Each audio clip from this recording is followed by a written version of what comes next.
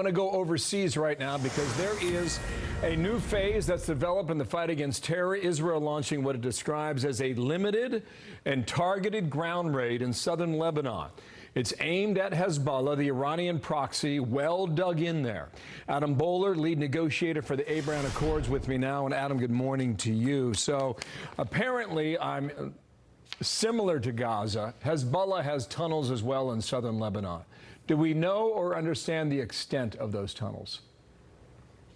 They're much simpler. So the Gaza tunnels are very intertwined because it's such a small amount of space. Hezbollah has tunnels, but they're much less of a tunneling organization because they have a lot more land and they own them. So you're not going to see the extensive network in Lebanon that you will see in Hamas. Yeah, I saw this up front and personal in 2006. The Israeli version of their Marines, the units, they're in concrete bunkers during the day, and then they can cross the border at nighttime. Carry out missions that even come back in the evening. I assume that's, and the following morning, I should say, at dawn. I assume that's part of the operation now. Would you agree? Yeah, those are their guerrilla raid teams. And you're going to see them go out in front. One, they're going to kind of scout before any regular military goes.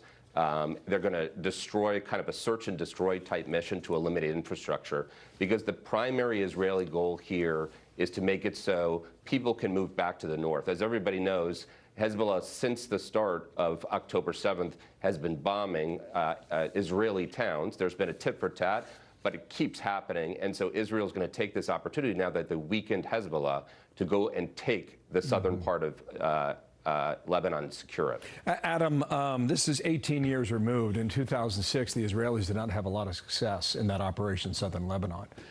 How long would it take to be successful this time? What's your guess? Well, I think there's really two main differences here. The first is the stunning strikes and activity that we saw last week. The amount that Israel has prepared for this, both hitting folks at low levels with their pagers, with their walkie-talkies, and then finally killing Nasrallah, which is the most important person they could have assassinated in the region, perhaps except the supreme leader of Iran. But I think all of this has blown everybody away. And maybe I shouldn't use that term because that's a little literal. But it's a very different situation at Hezbollah, which is clearly reeling. And I think Israel's very smart. When you have your enemy reeling, you press forward. I think Israel will play using guerrilla operations, using their front war to secure that, and then eventually back away. They don't want to be in Lebanon. And what they really should do, and I hope that the Lebanese government can meet here too, because they're doing a favor for the Lebanese government too in eliminating Hezbollah. Two specific questions on that. We don't know how quickly Hezbollah can bring in reinforcements for their leadership. I mean, we don't have an understanding for that just yet. Like how much of a setback this might be, Adam. Well, I would say you've got thousands of fighters that are incapacitated. Obviously, it's hard to fight without an arm or with your testicles blown off. The key here, too, is we have not just eliminated Nasrallah, but if you look at the military leadership of the entire country, of the entire terrorist organization, you'll see X's all down the board. That means we eliminated a generation of military leadership. And that is a very, very significant event. And that is very hard to come back from. So it will take Hezbollah a while. It won't be days. And so it creates a very significant opportunity. I'll make one other point, because I think it's important here. Because Hezbollah is in disarray, because we did this, it changes the region dynamics.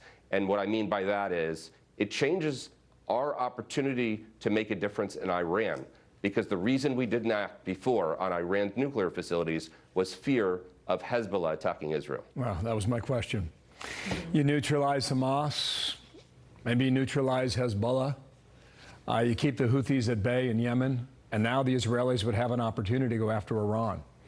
That would be a game changer if that day were to happen and if that raid were to be successful. Adam, do you see that as a possibility? Absolutely. I think the Israelis have three main goals right now. They want to clear out southern Lebanon. They want to get as many hostages back as possible and kill the Hamas leader that's there, Sinwar, kill him.